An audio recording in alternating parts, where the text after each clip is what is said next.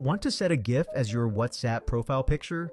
If you found a GIF you love and want to use it as an animated profile photo, here's what you need to know. First, open the WhatsApp app. Then, go to Settings by tapping the icon at the bottom right. At the top left, you'll see your current profile picture. Tap on it. To update your profile photo, select Edit right below the image. Next, tap Edit again in the top right corner.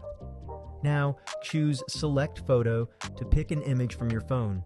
Make sure the GIF is saved on your device. Once you select it, you'll see a preview. For example, if I choose this GIF of a car driving around a track, I can adjust and resize it before selecting Choose. However, here's the catch.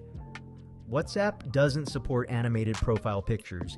Instead of displaying the moving GIF, it takes a still screenshot of the first frame. Even if you go back and check, the animation won't play. For now, that's just how WhatsApp works. Maybe they'll bring back GIF support in the future, but for now, you're limited to static images. And that's it. You've updated your profile picture. Thanks for watching. If this was helpful, don't forget to subscribe my channel. It really supports me.